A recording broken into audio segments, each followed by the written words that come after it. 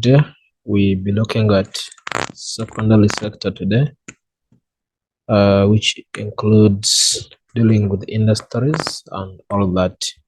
So firstly, we need to understand what is the secondary sector, and for this case we could define secondary sector as a sector where or which involves industries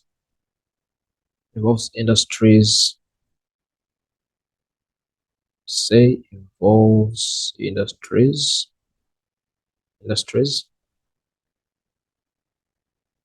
that process raw materials into finished goods. So basically, that's what we can say about the secondary sector.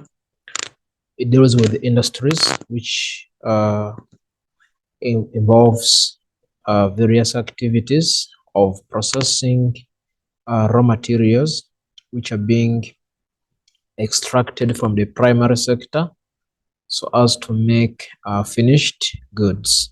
So we're going to look at the different concepts regarding the secondary sector, so which includes the following: with the heavy industry, and as well the word industry could as well link to the meaning of the secondary sector, because we are looking at various industries which are able to process raw materials into finished goods. So heavy industry, as it shows here, these are industries that process a large volume. See, so the concept is large volume of raw materials and usually produce large products. Now, these are the concepts which categorize or which differentiate a heavy industry, meaning they deal with bulk or large or heavy raw materials, and as well other concepts could be they produce a lot of pollution, which could be noise or air pollution. So that is with the heavy industry. Then secondly, the second one is the light industry. And the light industry, we say, this industry that produce or use less raw materials to produce small products. So as well, if we compare the two, heavy industry, they deal with a large volume of raw materials, whereas the light industry, they use less or lighter raw materials to produce their goods.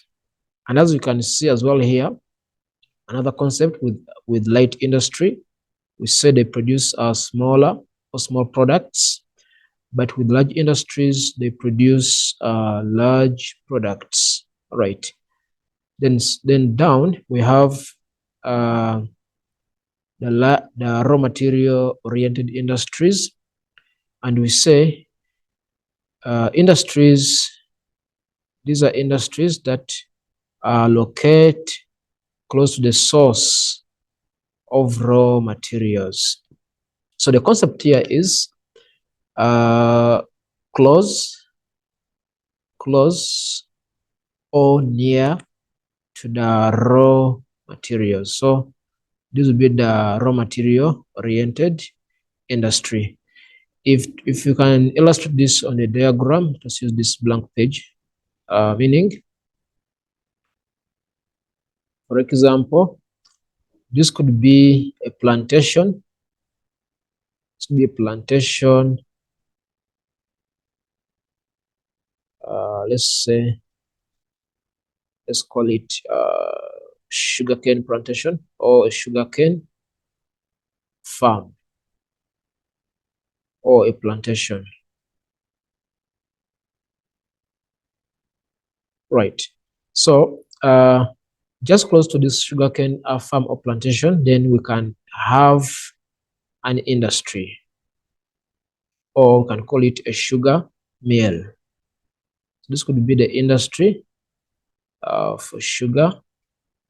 So you can see trying to show smoke coming out of this area.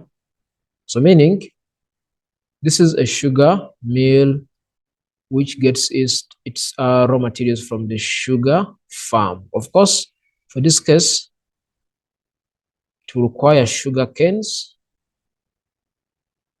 to be able to process or to manufacture sugar.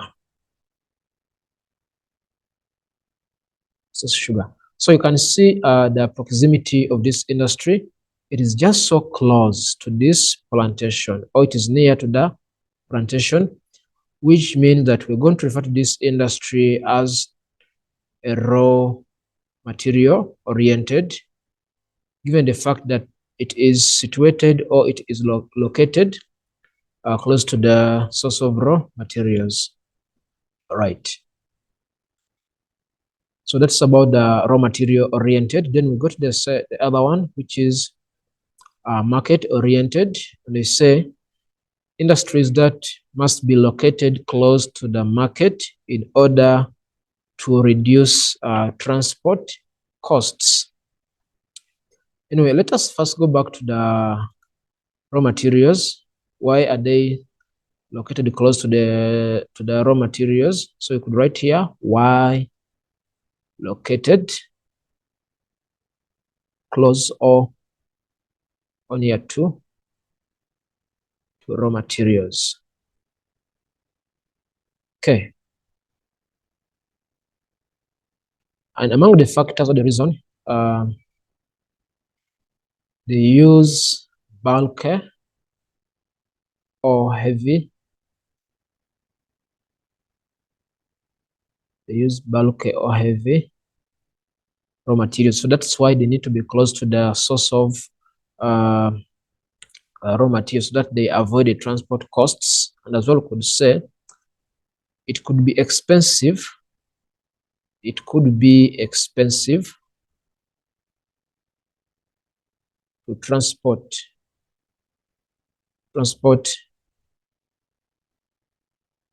the raw materials to the industry. So that is why they locate or they are built close or near to the source of raw materials to avoid the transport costs. Okay. If we go back to the market oriented, so we were saying, as you all know, market, this one we are dealing, or we are looking at customers market. So industries that must be located close to the market in order to reduce transport costs. So those are what we refer to as market oriented industries. If you can as well illustrate it here, market oriented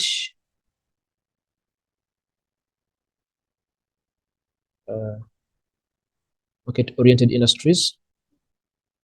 So we say these industries are located close to market or customers. Then the question could be why are they situated or located close to customers? Firstly, these industries, they deal in perishable products, perishable goods or products that need to be bought immediately. Because we know if goods are perishable, it means these goods do not last long. Do not last long. Those are perishable. Do not last long. For example, talk about the dairy products.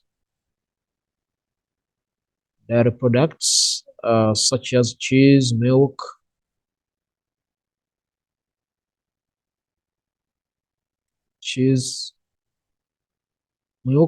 which have to be bought immediately so that they don't get spoiled. And as well, we can also say it could be expensive. It could be expensive to transport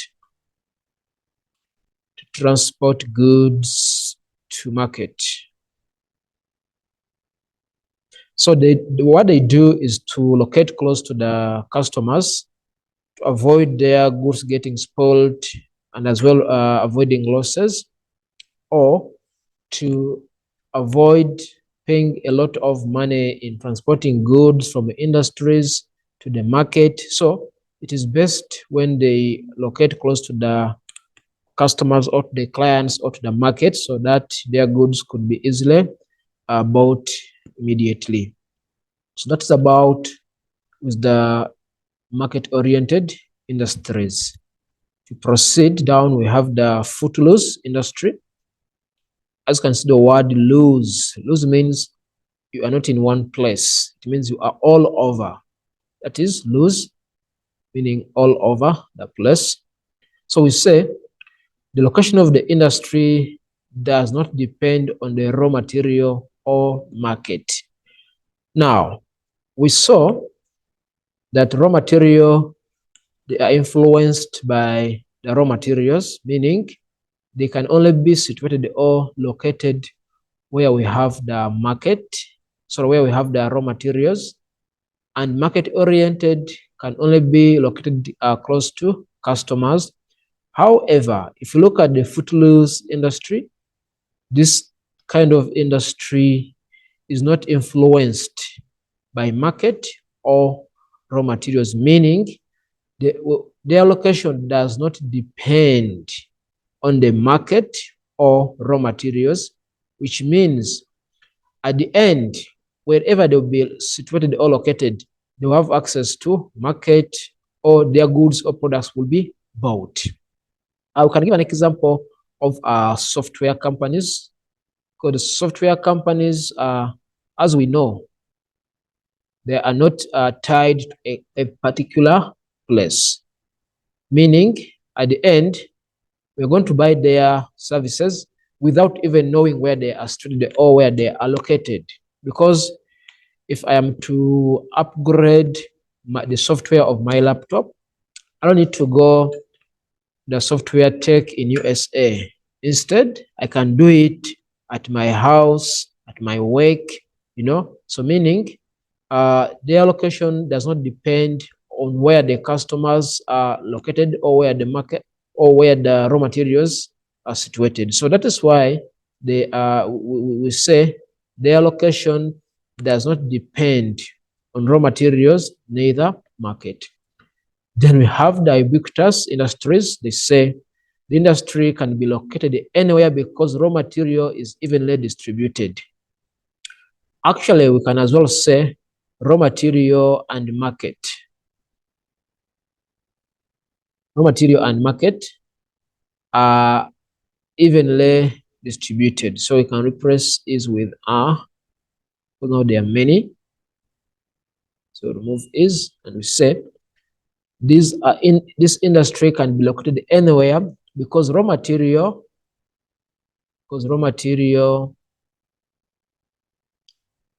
and market are evenly distributed. That is the ubiquitous industries. What does that mean? So it means that raw materials are all over the place. All customers are all over the place. If we give an example, let's say in South Africa, we have companies like Rain, MTN, Vodacom, who are found almost in every town or city or rural area. So it means they don't worry about looking for customers, meaning customers are all over the place. So that is why even these industries, we can say they can be found anywhere because they know market and raw materials are distributed. Next, we're going to look at the break of bulk industry, and it says they process raw materials before they are passed to other industry. Or we could as well say these industries that are located or found between raw materials and market. Let us try to illustrate this on our blank page. Break of bulk industry. Call it a break of bulk.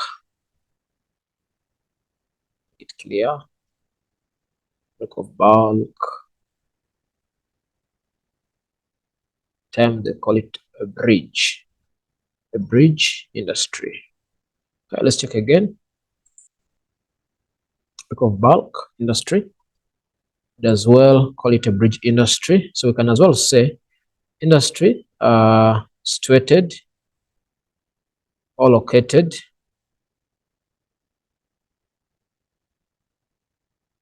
between market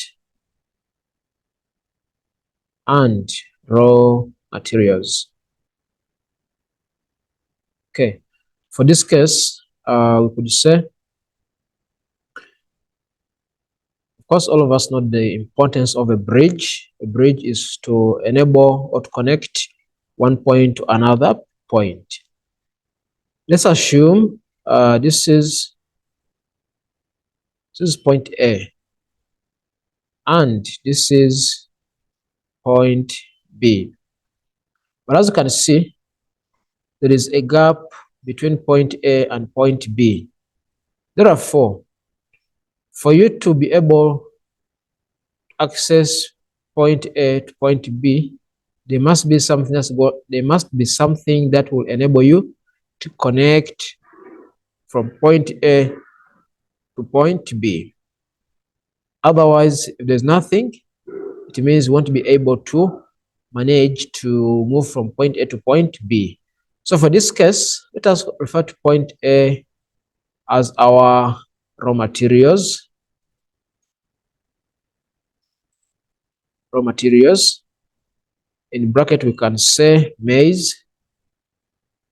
So this is a maize farm here at point A. It's a maize farm. Then point B, we have market or customers. Market or customers, meaning that there must be something to link the raw materials at point A to the market at point B. But as we all know, customers here, they will need goods. Because in most cases, customers don't need raw materials because they don't have machines to process those raw materials into what they want. Therefore, at this gap, we are going to put our industry. So you can see our industry will act as a link between the raw materials and the market, meaning raw materials are gotten from the farm to the industry. This is our industry. Then when this raw material, that is maize, is being brought to the industry, it means they can use this maize to manufacture a lot of goods, which could be brewery. Brewery industry, of course, will need maize in processing its products. Now, in the brewery industry, they make beer. Then beer is being taken from this point to market. See. Now, this shows you that the industry is found in the middle. That's why we can refer to it as a bridge, because it is linking point A to point B. This is where processing will take place. Then after processing, the goods are then transferred to the market. And in the market, they can be used or consumed by the customers or the clients. So that's how we could as well try to understand a break of bulk or a bridge industry. The other way, when they say break of bulk, they're trying to mean that this is where the heaviness of raw materials are being broken down into lighter quantities, so that in the industry, that's why the moment they leave the industry, they have now been made a bit lighter. All right, so that is with the break of bulk industries. Okay, then there's other concept which is gross domestic product. As we know, this is the total value of goods and services produced within the country. That's why they use the word domestic, means it is being the profits or the contribution is within the boundaries of the country. Then infrastructures, a system of communication links and services. For example, roads, because we know roads are able to assist in linking, for example, goods from industries to markets, raw materials from farms to the industry. That's why they say system of communication links and services. Then semi-skilled worker who does routine tasks, someone who is not skilled or trained to do a specialized work. And a skilled worker who has a specific set of skills or specialized knowledge that has usually been obtained through formal training. Like as learners, when you go to primary, you acquire skills. Secondary, you acquire skills. Varsity, you acquire skills. And at the end, you graduate into a specialized field. Then they can as well refer to you as a doctor, a lawyer, or the given other fields. So that is why we say such will be referred to as skilled workers. Okay.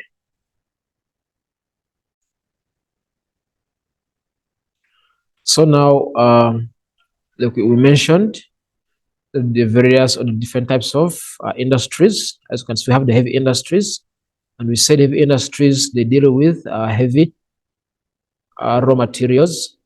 We have the raw material oriented industries. These are close to the source of raw materials. Light industries, they deal with light or less raw materials. The market oriented, these industries are built close or near to market. The footloose, so these industries, their location is not influenced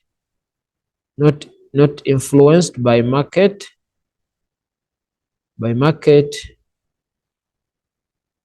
or raw material. The Ubiquitous say these industries are found everywhere. They are everywhere due to evenly or equal distribution of raw materials and market. And the bridge, these industries are found between raw materials and market. So that's how we can try to differentiate those various types of industries. Then down here, you can see more about these industries, heavy industries. Like we mentioned, they produce bulk goods. Bulk the same as being heavy. Bulk goods, they locate on the outskirts of the city or of the town. So we cannot have heavy industries, for example, within the city or close to the city, because we know they produce a lot of air and noise pollution. And as well, they need a large piece of land which is more available in the city outskirts. And of course, land is much more cheaper in the city outskirts. That's why we say that such located in those areas. Examples: steel, which is ISCAL, or car production, BWSA. So that is about the heavy industries. Then light industry, they produce smaller products.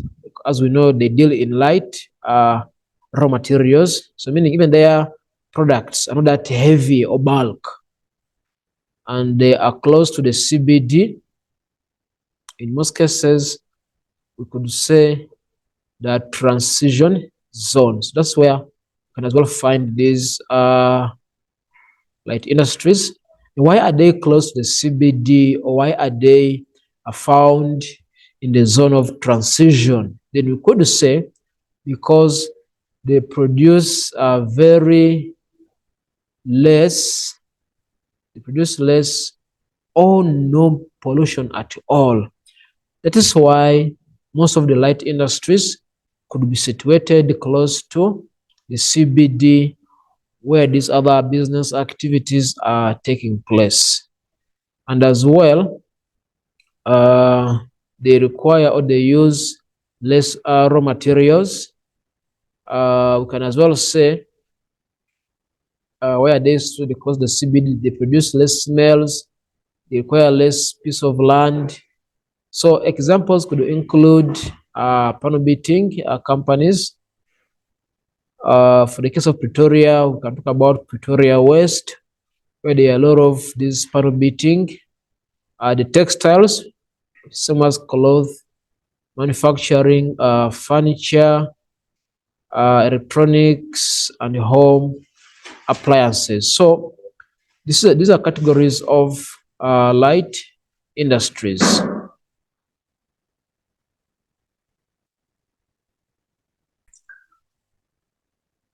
So that's the difference between the heavy industries and light industries. Okay, let's proceed to the next. We have the raw material oriented industries and the market oriented industries.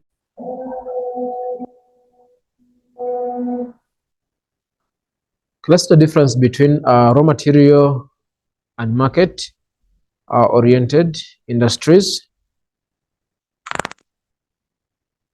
The difference. Okay, raw material oriented, you can see it is located close to the source of raw materials because it is expensive to transport the raw materials, like we mentioned earlier, including wood mill, fruit canning, or sugar mills. So these industries, they deal with bulk raw materials. So that is why they are located or situated close to the source of raw materials. So you can see in the diagram, you can see there is a lot of wood here. See, and this is the machine. So which means that you don't have to incur lots of costs to transport wood, let's say from the forest to the industry. Meaning, these machines have to be set or built close to where wood is going to be cut from, making costs a bit less. Then the market oriented, like we said, market oriented, these are situated close to the customers. So we say here, it is located close to the market as it is expensive to transport the products to the market. So it won't be viable for you to build the industry very far from customers, meaning at the end, you're going to put in a lot of costs to enable you to transport goods from the industry to the market. That is why the market-oriented industries are going to be situated next to the customers to reduce on the costs which would have been incurred if the industry was located very far away. Then they say the products may also be perishable, like we mentioned. Perishable means they don't last long and they have to be consumed immediately. So such industries need to locate or need to be built close to the customers. All right, so the mentioned examples are the dairy products, home industries, among others. Then, if you look at the footloose and ubiquitous industries, we say footloose, highly skilled people work in this industry. Actually, we can as well refer to the footloose as a service-oriented industry. Why service? Because we know service, these are intangible products. So they deal in those intangible products that we cannot touch. You see, for example, software, research. We don't touch this like software, because we did mention earlier that if you might want to upgrade the software of your laptop, your phone, or whichever gadget, so it means you do not have to travel far to get these services. Sorry about the noise in the background. This is the challenge of working within the city. So noise is among the factors which makes businesses a challenge. All right, so that is the footloose industry.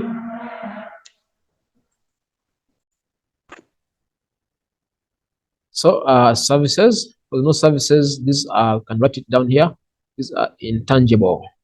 So the footloose, these are industries like we mentioned, their location is not influenced by market or by customers. So they can be situated or located anywhere because they know at the end their services will be utilized by the customers. An example is the software. All of us are using different electronic devices like phones or laptops, in most cases, which need to always be updated.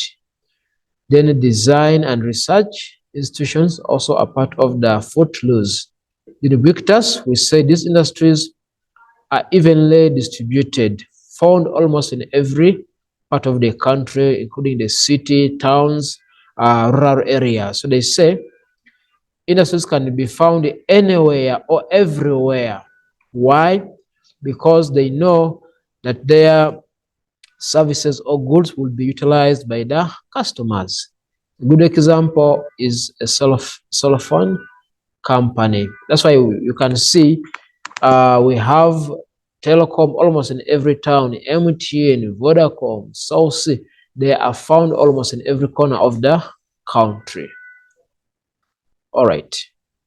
Then we go to the break of bulk industry. Well, last time also we said can as well be referred to as a bridge industry. And they say, okay, yeah, it's written down here. Bridge or break of bulk industry is a heavy industry. Please take note of this. Most cases, these are heavy industries, which means they get raw materials from the farms or from the mining area or from the primary sector to the industry. Like we mentioned earlier, check again. Industries are taken, sorry, the raw materials are gotten from this part, taken to the industry, they process or manufacture them into goods, and then they are taken to the market to be sold. So that's how we define the break of bulk or the bridge industry. All right, we proceed. We look at factors favoring industrial development in South Africa. Of course, they try to use this mind map to make it much more easier. About there is labor supply, political intervention, government coming in, water supply, workers, competition, electricity, raw materials, transport, and competition. So these are the factors in brief. However, we can try to explain each factor. How do they favor or how have they promoted industrial development in South Africa? So we spoke about the raw materials. So meaning industries cannot exist without raw materials. So they need raw materials to survive. And these raw materials are gotten from the primary sector. It is the reason why the primary sector and the secondary sector move hand in hand. So we can say we have the primary sector. The primary sector, it results into the secondary sector. In the secondary sector as well, the tertiary sector. Because we know raw materials are gotten from the primary sector to the secondary sector where we have industries, and industries will manufacture these raw materials into goods, and goods will be taken to the tertiary sector to be consumed by the client. Therefore, we say because of abundance, because of a lot or a variety of raw materials, this has promoted industrial development in South Africa. We give examples there for that there's a good fish industry in the west coast of South Africa, meaning they have access to a lot of fish from the ocean at the west coast. A variety of raw material that can be used for food processing, fruits. So you can see, we can see there's a variety of raw materials. In particular, we could say these raw materials are gotten from agriculture, fishing, and as well mining.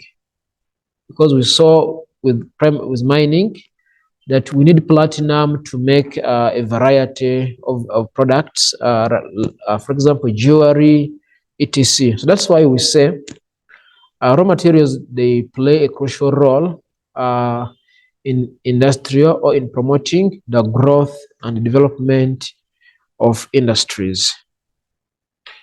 Then secondly, we have availability of labor, which we usually refer to as workers. Now, these workers have been categorized as skilled and unskilled. So you can see that because of abundance, or there's a variety, or there's a lot of people that are willing to work in the industrial sector, this has reduced the challenge of inadequate labor or inadequate workers, which as well promoted industrial development, and as well availability of water, because we know water used for processing raw materials and cooling of machines in industries. When they say processing, that is to turn, right, raw materials. This could be making turning oranges into orange juice, you see, sugar canes to sugar. Of course, they will need water somewhere, among other products. So because they say there are water transfer schemes that add the availability of water in areas which have shortages. Like we know South Africa is able to transfer water from the highlands of Lesotho, which is being used or which is supplementing areas with a shortage of water. Then talk about energy supply. This is, like we mentioned, this is electricity, and we know that machines cannot operate on their own, so they will need energy to make them run or to make them able to operate. Therefore, we say many industries are close to the source of power to reduce the cost of energy, because we know we have a lot of power stations in Mpumalanga, Gauteng, So because of that, it has well promoted industrial development in South Africa. Then another point about transport. Of course, we know with transport, we can talk about the roads, the rails, the water, which is the harbors. Let's check here. Let's talk about the harbors. Air transport is the air transport here. You see, so mainly we have those major transport modes which have promoted industrial development. So it means when transport is well improved, it will be able, like here they say, there's a good rail network that connects the market to the harbor for export of goods, meaning industries are not worried. Industries are not worried of accessing market because they know there is a plenty of rail line or the rail network, harbors, there is as well the roads and airports, which will enable them to access various markets. So, because of well improved transport network, this has facilitated the development of industries in South Africa. Then they talk about political intervention. Here you can mention about the government coming in with policies such as the IDZ and the SDIs. So the aim of this was as well to promote industrial development in areas that had been disadvantaged because of apartheid.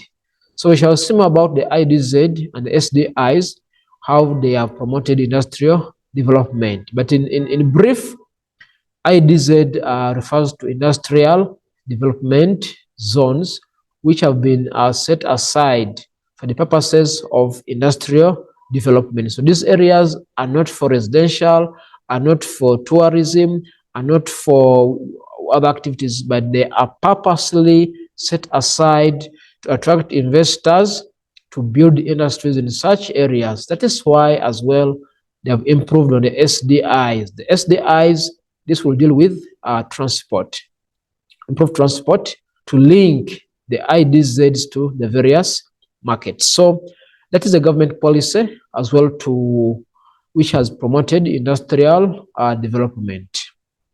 Then we have competition, which says local competition, which promotes the improvement of the quality of goods that are produced.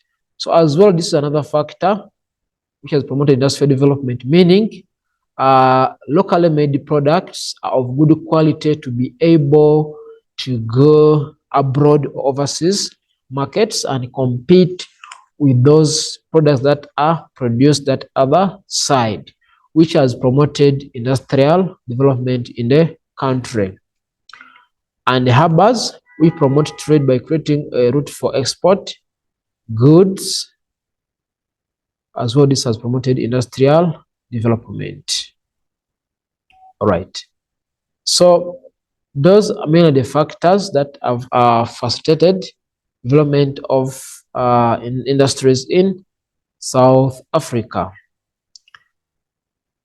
As well, we can look at factors which have hindered. Remember, to hinder is the same as prevent the success. Prevent success or growth.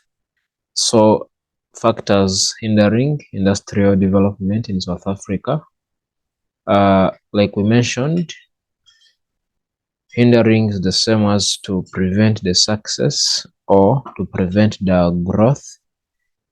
So that's what hindrance is all about, which factors have slowed down the progress of industrial development in South Africa. So among the factors, as you can see, we have the mention about labor supply, political interference, water supply, competition and trade, energy, then raw materials, air pollution, and as well over concentration. All right, so let's try to look at each of these factors in details. Firstly, The challenging factor they mention about is over concentration. So let us try to look at the factors in more details below. Firstly, we can look at over concentration, which means which refers to so many industries that are situated in a particular area. Now, how is this a hindrance factor? What they say, when many industries are concentrated in an urban area, it creates a challenge of lack of space. So which means that due to over concentration of industries in particular areas, for the case of PWV in Gauteng, you find that other areas are left without industries, and yet in particular areas they are just congesting in that, which means there will be no space, and as well there will be a challenge to some of the other factors. So that is why we say, due to too much strain in a particular area, it will hinder development or growth of those various industries.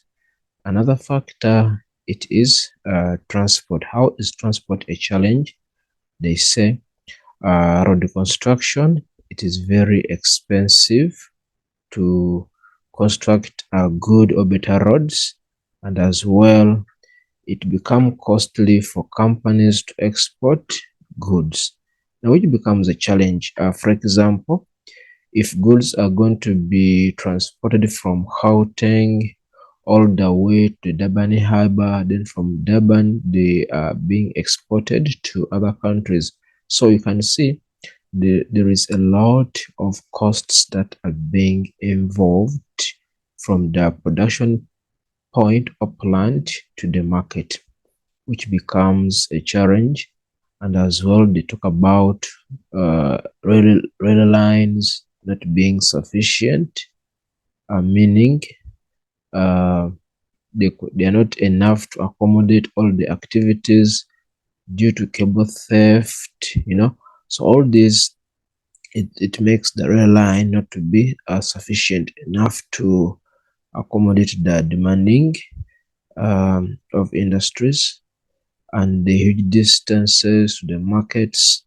Now, all these are under transport, which have resulted in the slow progress of industries.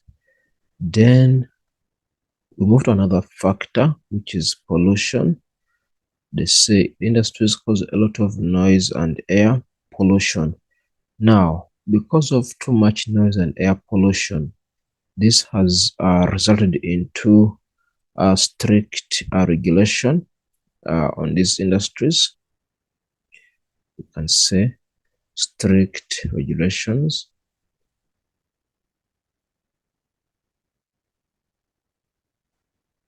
See,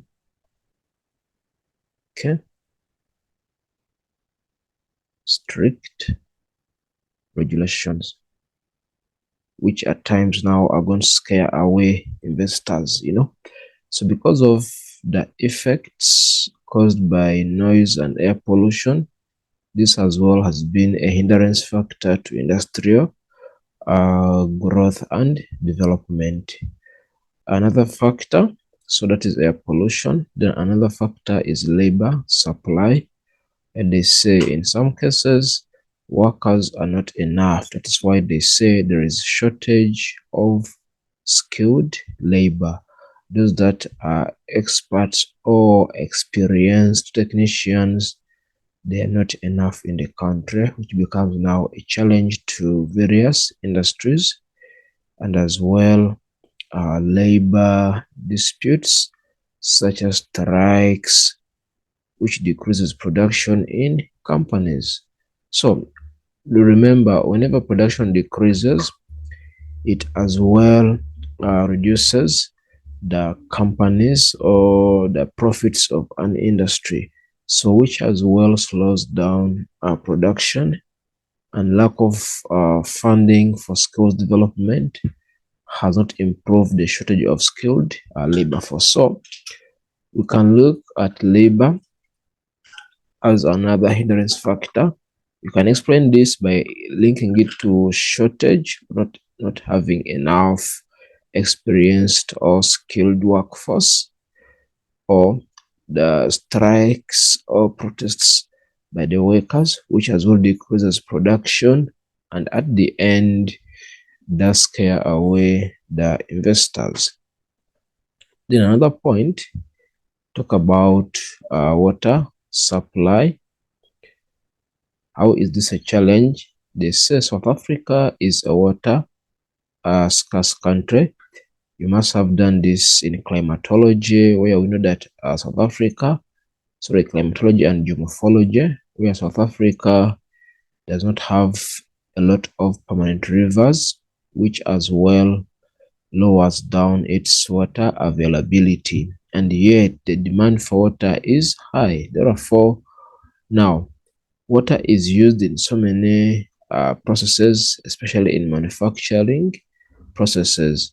But because it is not enough, now it becomes a challenge for the industrial growth and development.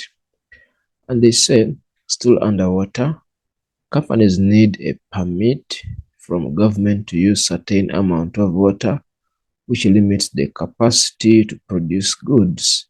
So this means that the government are going to they put strict regulations, and they say maybe, let's give an example, a sugar mill can only maybe use, let's say, as an example, can only use 2,000 liters of water per day, you see, meaning they can't go beyond what the regulations says. Now, because of that, it will slow down or it will reduce on production, which as well becomes a challenge. So that is why we say companies need a permit. So this permit is like a permission to use a certain amount of water, which as well reduces or limits production of goods. And industries, they dump water in rivers and make the water unusable. So the whole point is water being scarce, which lowers production, hence reduces or slows down the development and progress of industries. Then another factor we can talk about is energy supply. This is, they are saying, unreliable electricity supply from ESCOM disrupts production in industries. I think we can link this to this consistent load sheddings, where we know that whenever there is a load shedding or whenever the electricity goes off, of course, even production is going to be on a hold, which at the end lowers or disrupts production, hence affecting companies' profits. Then at the end, it's going to be a demotivating factor to the investors who would want to invest in South Africa. Therefore, it becomes a challenge because it is scaring or chasing away most of these investors. And as well, they say the price of electricity is increasing or it is too high, which becomes too expensive to some of the industries, hence slowing down or could say affecting the company's profits. Another point we can talk about raw materials. How is this a hindrance factor? So here they are saying some components used in manufacturing, such as motor vehicle parts, telephone parts, When companies use imported goods, that products produced are expensive. The price of imported goods depend on exchange rates, make industries to be unstable. As well, we could talk about raw materials, and we say raw materials are depleting. If we talk about like minerals, like they are getting finished, and when they finish, of course, it means industries won't have enough for production purposes.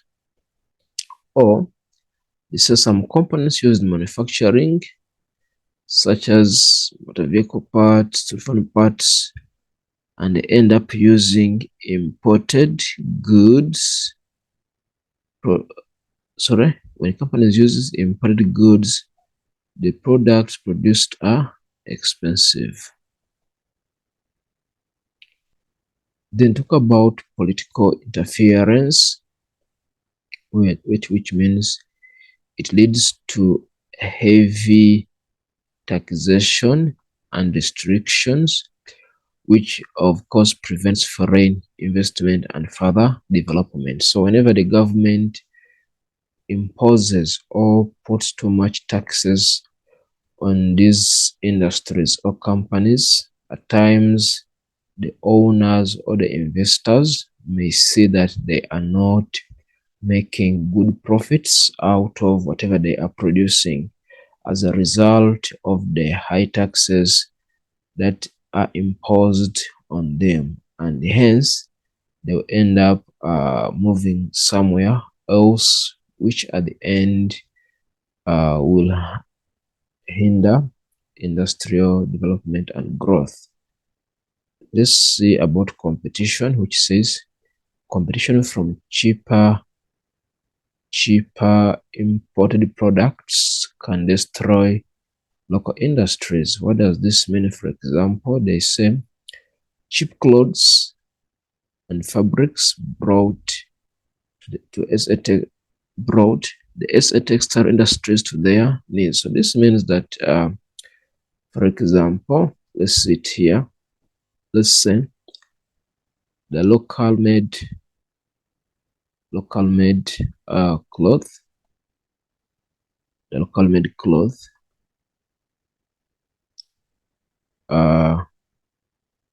costs 350 rands. Yet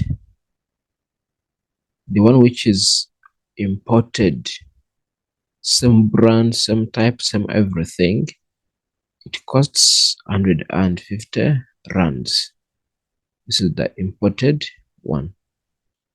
So you can see, of course, customers, if they compare the prices, this is for the local made products and this is for the imported one.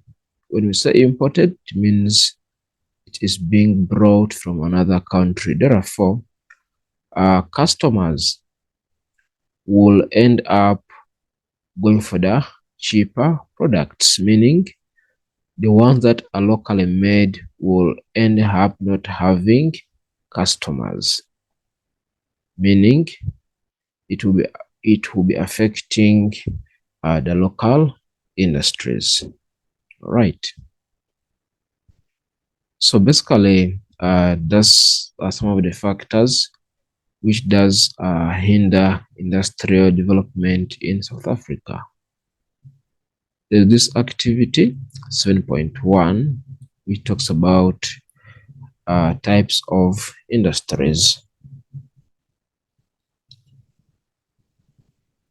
So, refer to figure below and match the types of industries in the diagram with the statements below. So we have the footloose industry. Footloose, don't forget to say the footloose. These industries, they are service oriented, and their location is not influenced by either market or raw materials. The raw material oriented ones are close to raw materials. Pictures, So these ones are industries. They are found everywhere, due to even raw material distribution. Then the light industries, they deal in light raw materials, and the bridge. These ones are found between customers and market. The market oriented, they are found close to customers. Then heavy industries, they deal with bulk raw materials. All right. If you scroll down to our questions, question 1 says, industries that produce perishable goods. And of course, this will be the light industries. So light industries in bracket, market oriented industries. So like I mentioned, market oriented industries, they are close to customers because they deal in perishable goods which must be used immediately.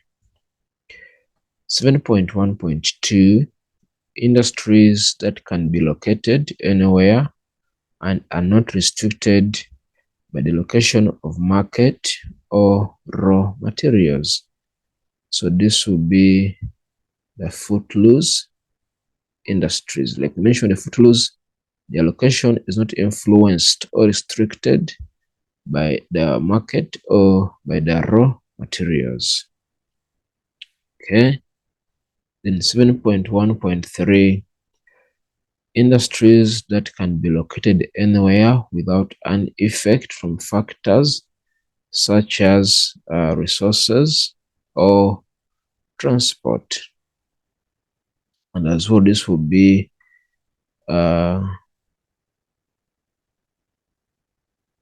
Victus Industries.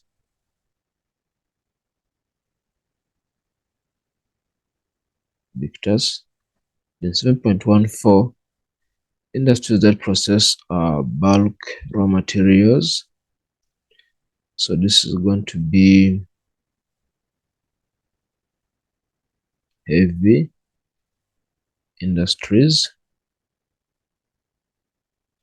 7.1.5, industries located on the outskirts of the built-up area because of noise and air pollution. This will still be heavy industries.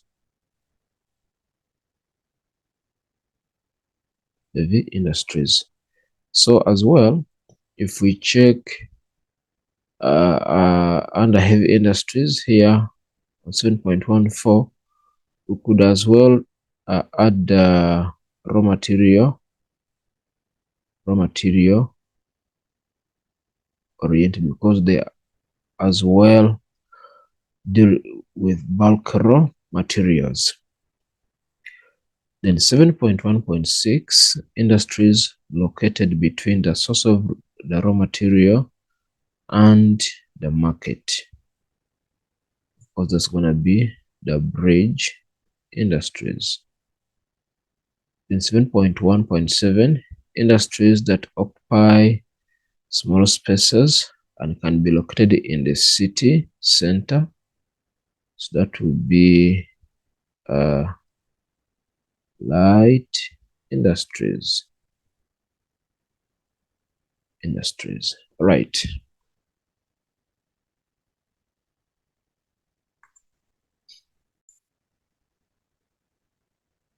Now we proceed to the industrial regions in South Africa. As we all know, we have mainly 4 industrial regions.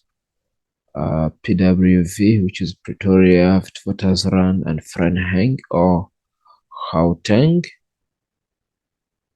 Then we have Durban Pine Town at Kweni,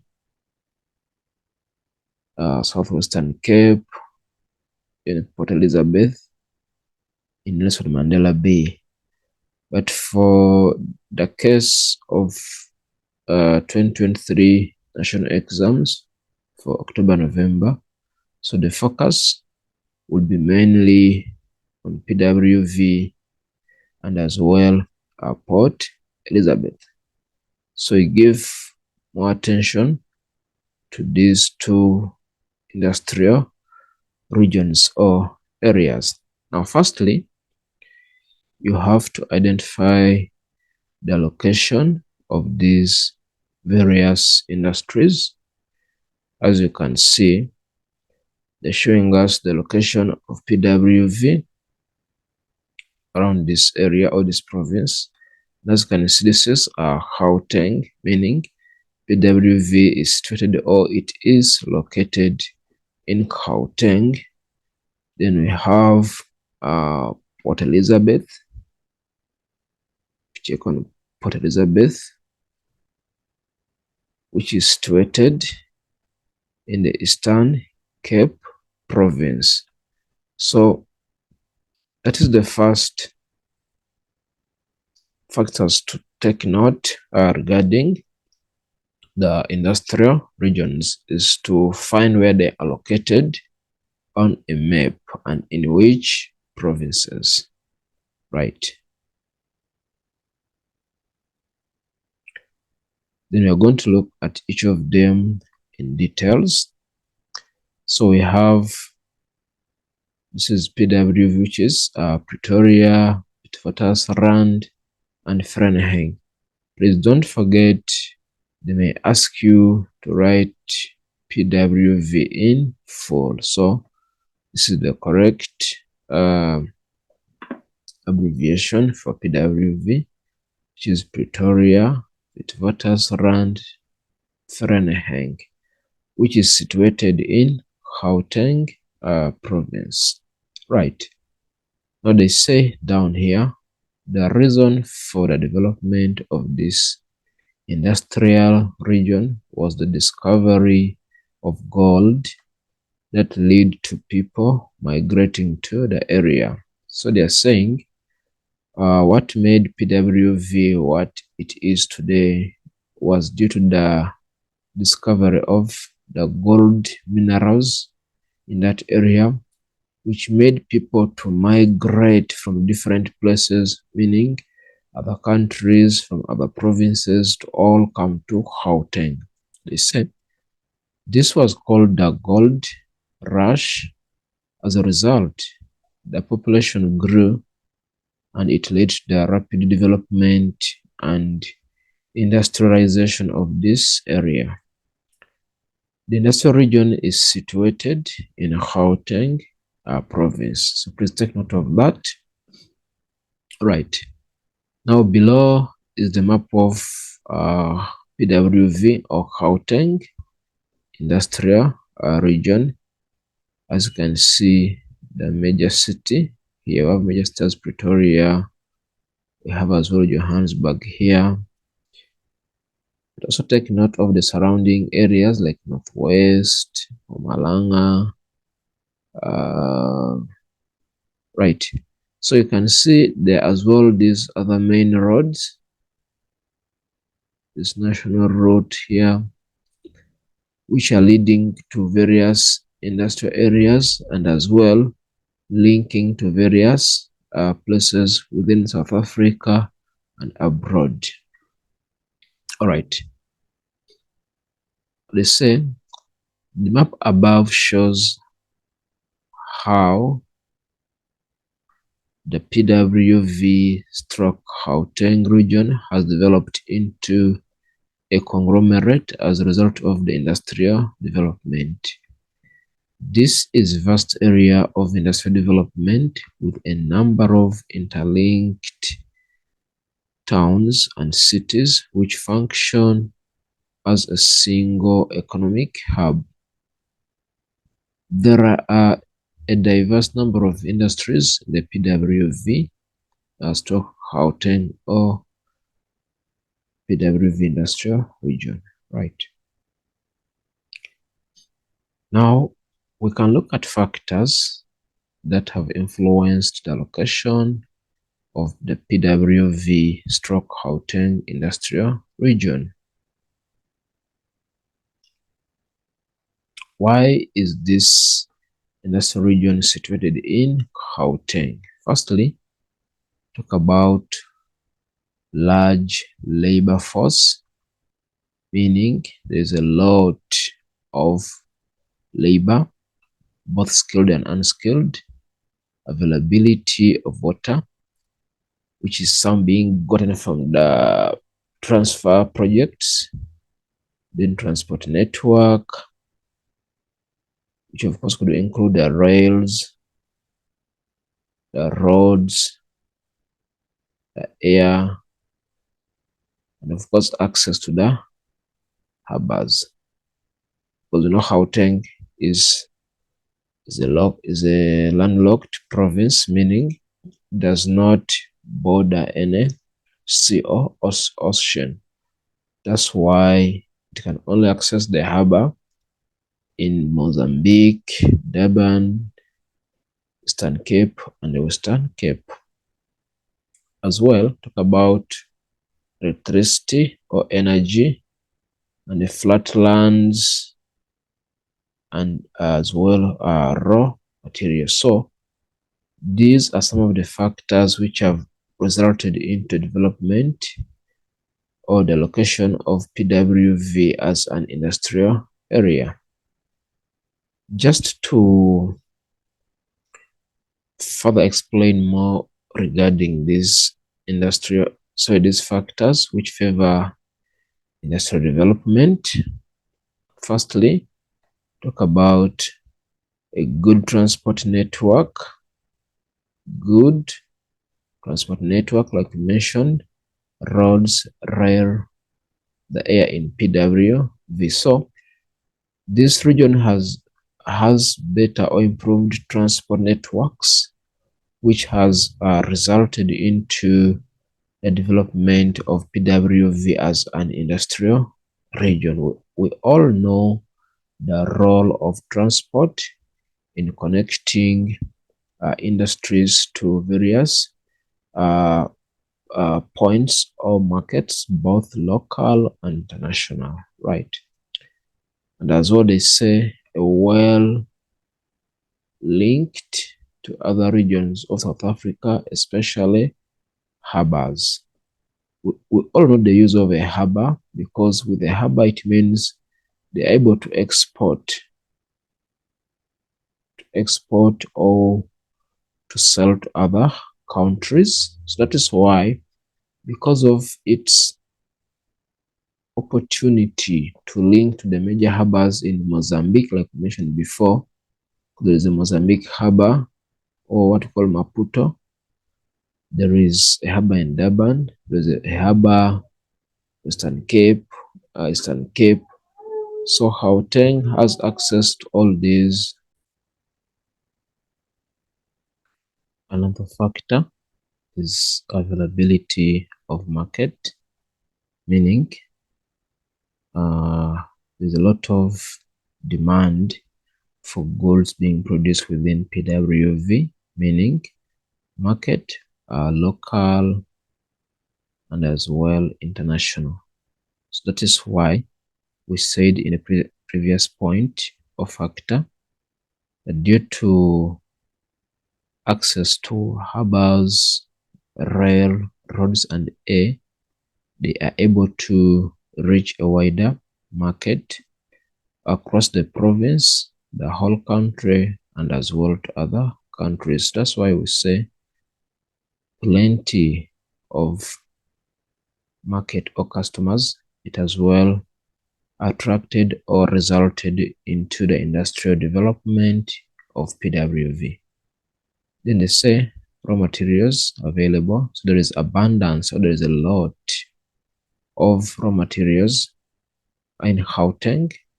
So we spoke about minerals like gold, and as well other raw materials from agriculture, These have facilitated the growth or the location of PWV industrial region. Then there's as well skilled labor available, meaning there are so many of these professionals or experts who have skills to assist in various industrial operations. Then as well, large power stations located in PWV and as well in Mpumalanga. So this has provided energy to the various industries, which has promoted the location of PWV, meaning despite them being in Gauteng, they have plenty of electricity. And as well, there's sufficient water supply. Sufficient means there is enough water supply which is needed in these various industries. So they're using this abbreviation TUVA, which refers to Tugela and Val Water projects.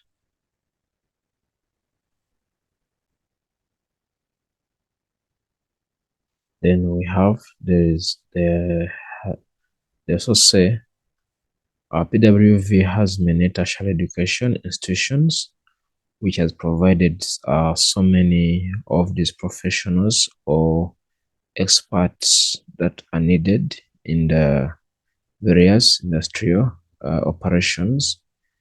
And also the land is almost flat in PWV, which has resulted into is a construction, because we know flat lands always are easier for constructions as compared to the steep ones or the hilly ones. So most of the areas in PWV were flat, which did attract the location of these industries there. However, we can as well try to look at some of the factors which have hindered.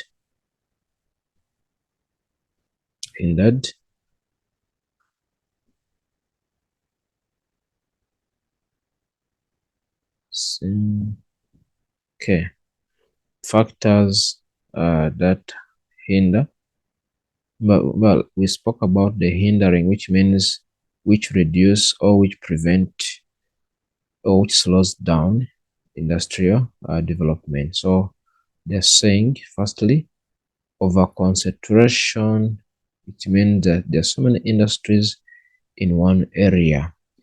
Now, this one puts much strain or pressure, strain on resources, which means not all industries would be satisfied by the fewer available resources. Could be raw materials, could be labor, could be infrastructures, could as well be market. So because there are so many that are all congesting in one area, it becomes now a challenge for growth and development.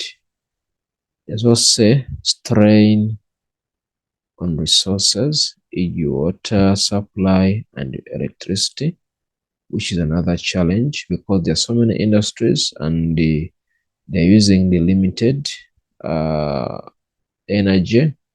It is one of the reasons why there have been lots of load sheddings in the country. Another factor could be load shedding it on its own, which does increase costs of electricity and also lowers production because we know whenever electricity is off, machines cannot operate, which means there'll be less production, and the lesser the production, the lesser the profit. Right. Then strain on transport infrastructures, which means that there are so many of these trucks on these roads, meaning there will be a lot of congestion, pollution as a result of industries congesting in one particular area.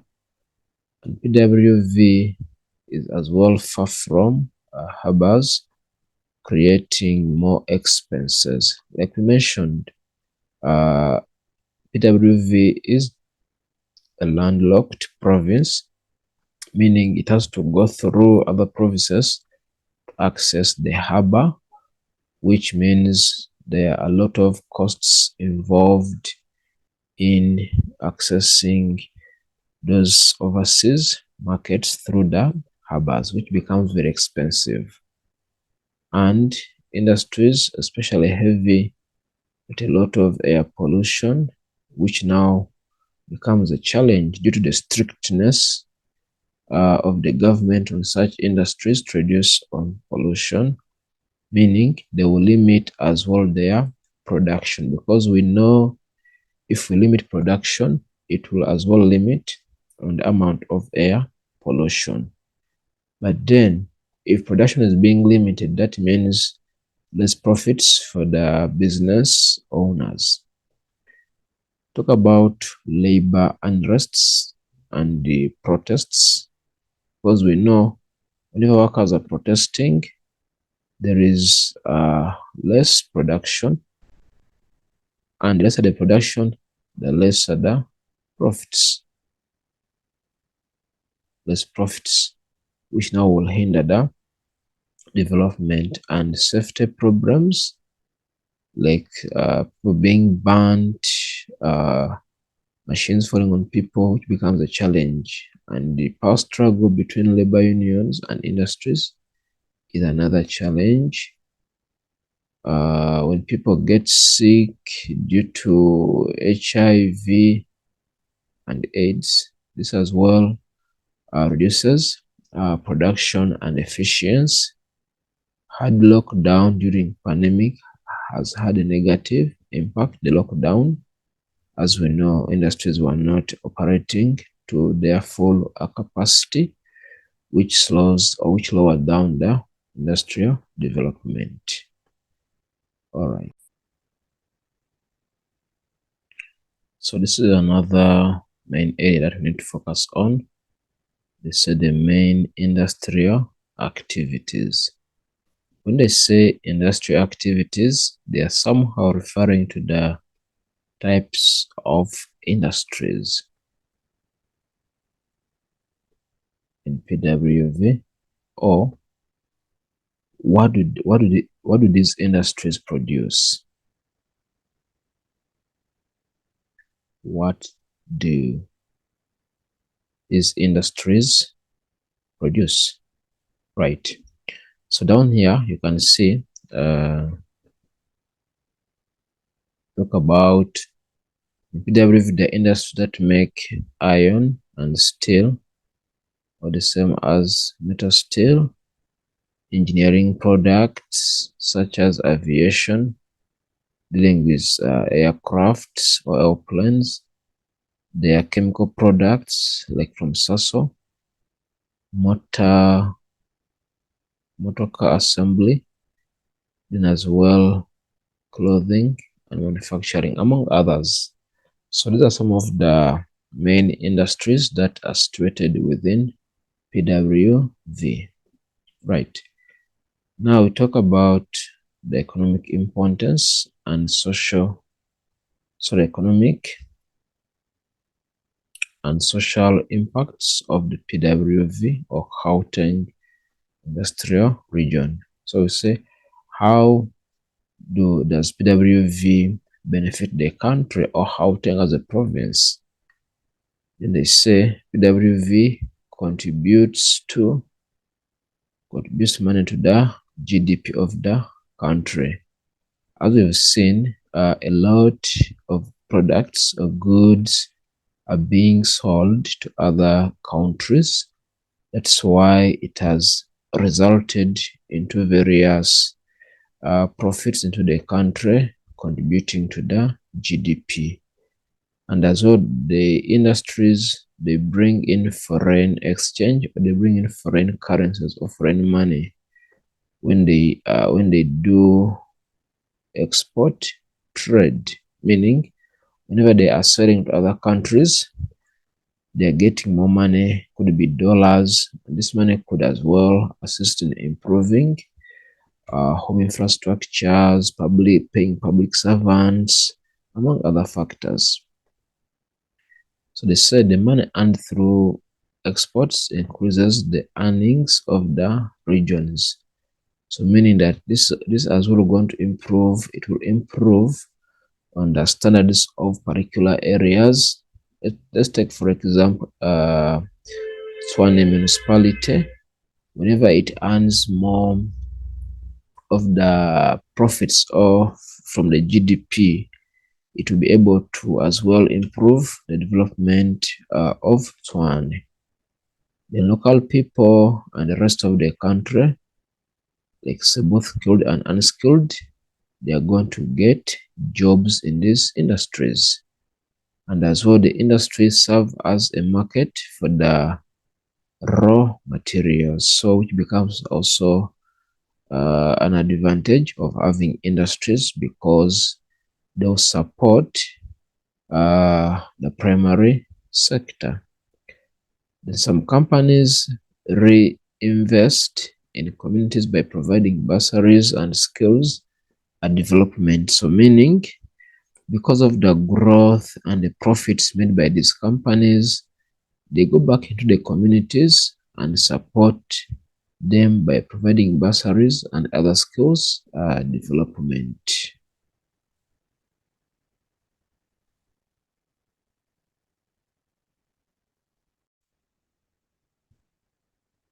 So the second industrial region that we're going to look at, according to our examination guidelines for 2023, October, November, and as well 2024, May, June. So we'll be looking at Port Elizabeth, Uitenhage, in Nelson Mandela Metro. They say this industrial region, remember, this is our other industrial area or industrial region. Of course, we saw PWV as the first industrial region. I think what we had forgotten to mention, that PWV, it is the largest of all, despite being the smallest province. Then they say Port Elizabeth, it is the smallest core industrial region in South Africa. Initial development greatly influenced by the port or harbor facilities, and is situated in the Eastern Cape province. So that's what you need to take note of that. Then the main industrial activities in Port Elizabeth, talk about motor vehicle assembly, metal production, textiles, which includes cloth and footwear, all right, among others. Then let's talk about down here, they're showing us the main industrial activities. As you can see, motor vehicle, then this is metal production,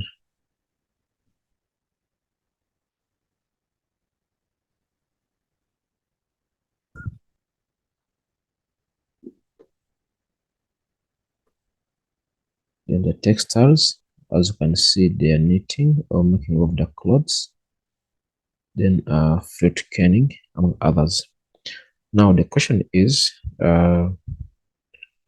what has, our question could be, factors influencing the location of PWV. Why are industries situated in, why factors influencing the location of Port Elizabeth or Uitenhage industrial regions? Why are industries situated or located in that area of Port Elizabeth? So firstly, talk about close to the harbor, which makes cheaper costs for importing or even exporting of goods. So unlike PWV industries, which need to transport long way from Gauteng down to the harbors in the Port Elizabeth, Durban, Mozambique. So they pay lots of costs also of transport. But for industries in Port Elizabeth, one of the advantage is that they are close to the harbor, which means they'll be spending less money on transport. As well, there's a lot of skilled and unskilled labor in the Eastern Cape, which is willing to work in these industries, meaning this has well facilitated the development of industries in that area. As well, good supply of raw materials such as cotton, fruits used for production of textile, and soft drinks.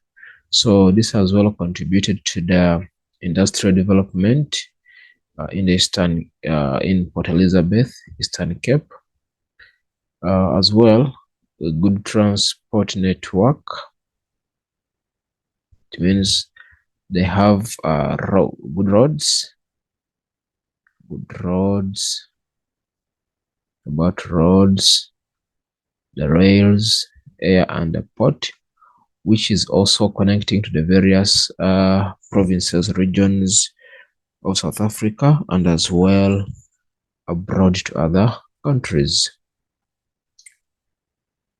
They say it is linked to international markets through harbors, which means they have access to a wider market, meaning this has promoted their development because they know they will have markets locally and internationally and centrally located in relation to the Western Cape and Durban Pinetown core industrial regions. I mean, it is found in between Durban and the Western Cape, which makes it able to access market in those various places, and as well other factors. There's also water availability, which is needed.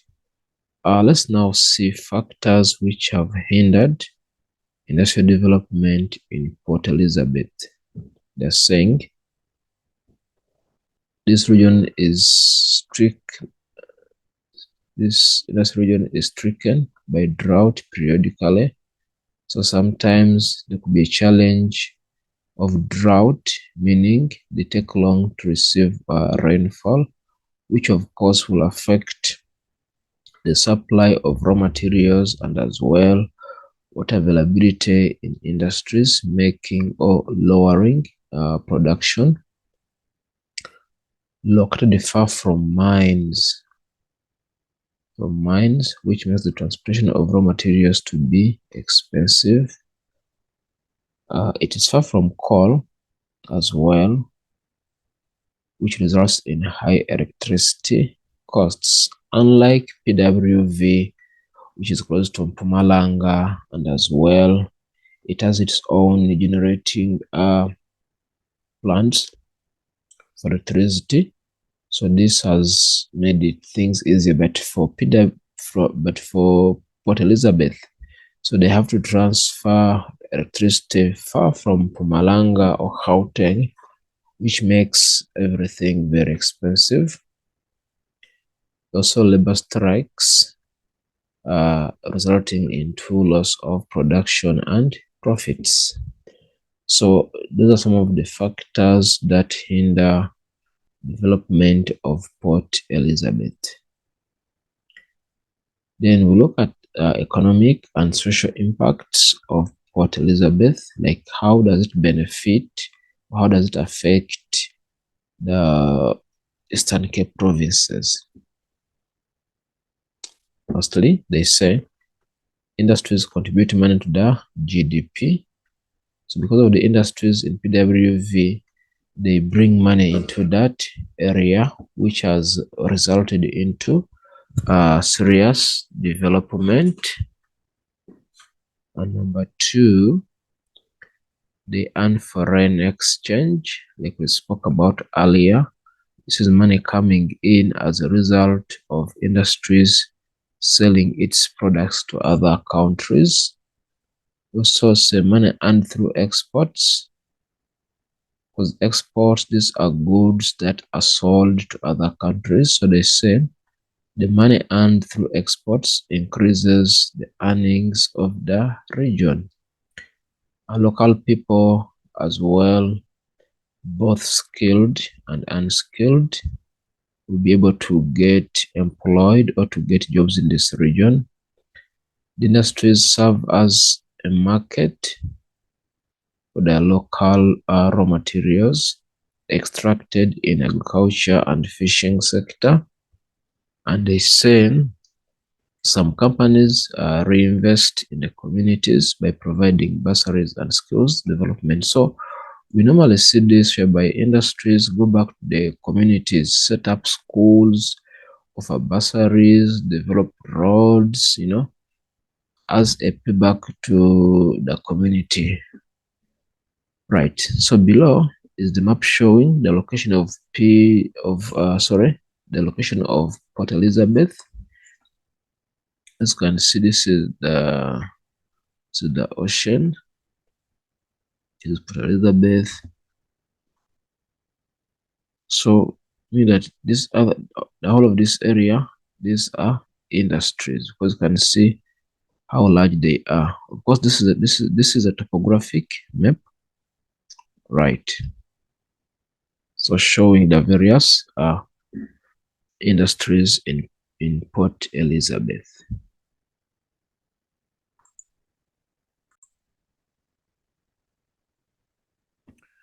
So this is the activity on Port Elizabeth.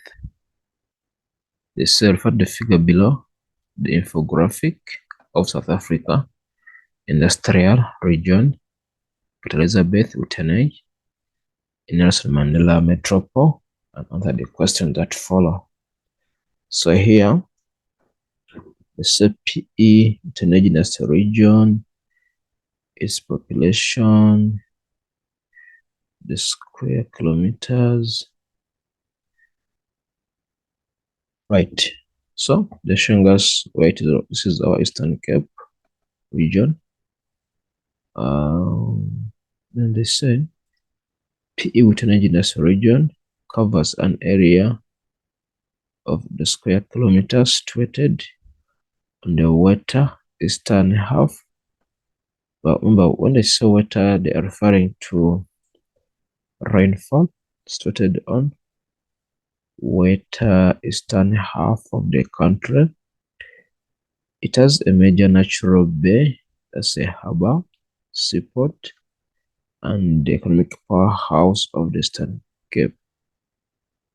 Main economic sectors includes manufacturing, 25%, community services, 23%, finance, 23%, trade, 13%, and transport, 13%. The automotive industry is one of the main contributors to the area's economic growth,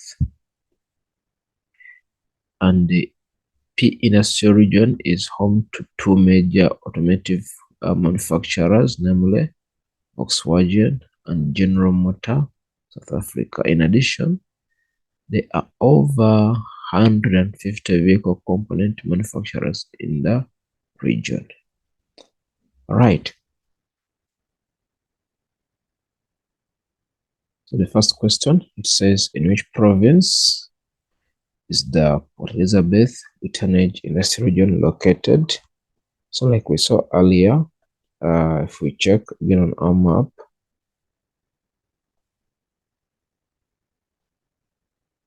sorry. So you can see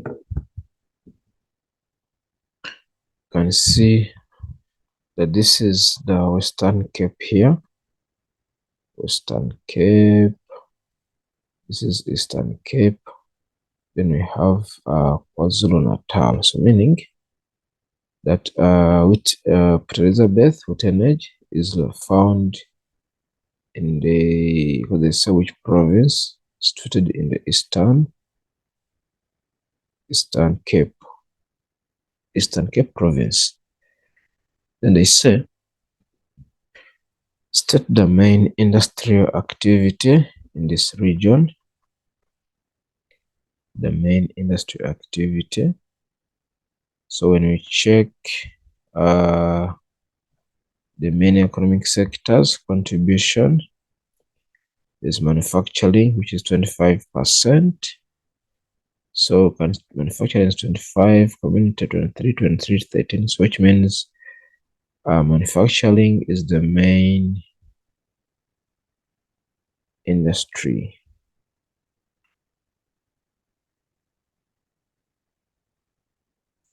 Let's check again.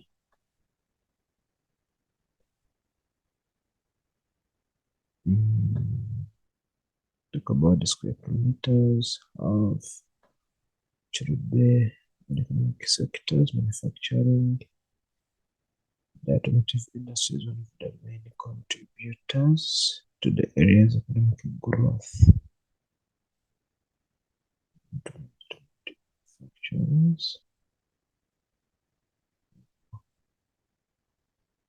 in this area. So the main industry in this area, I think we're going to go with the automotive industry.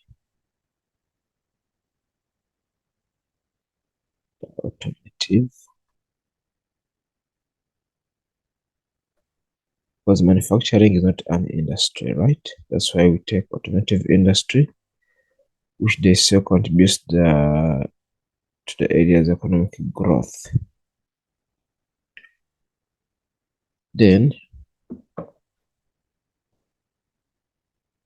7.2.5.3 state two physical or natural factors in the infograph that contributed to the growth as a manufacturing region. I think we already saw this. They spoke about a natural bay, seaport. So you could say a natural bay seaport. And as well, talk about the water eastern half providing water.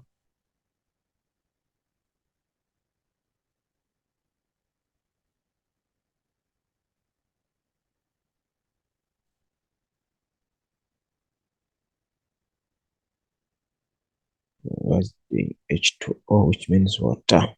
Okay. 7.2.5.4.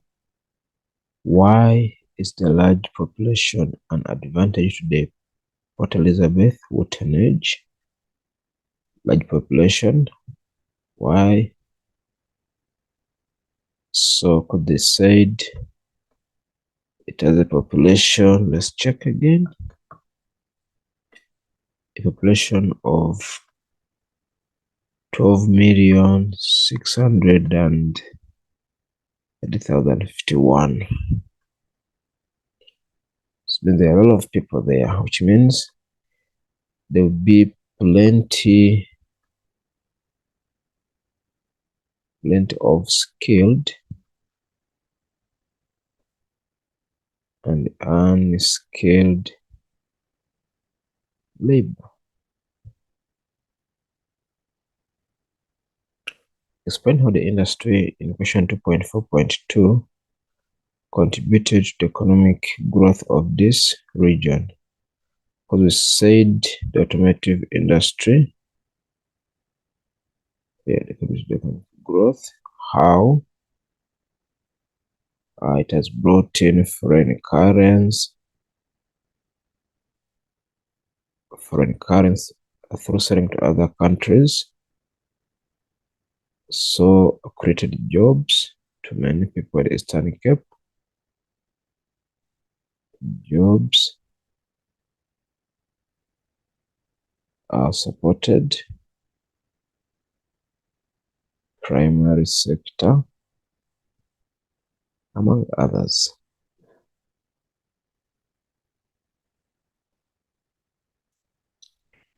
So we can as well talk about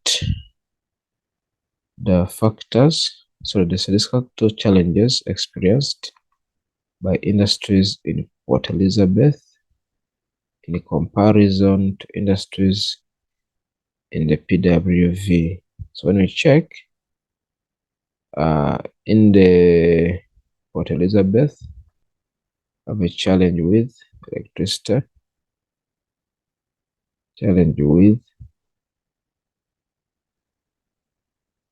electricity, costs.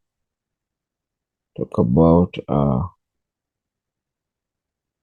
labor strikes and protests. As well talk about load shedding,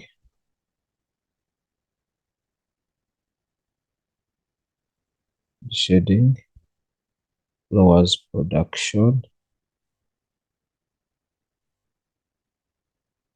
times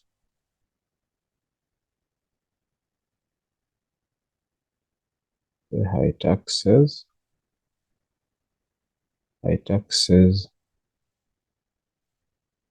scaring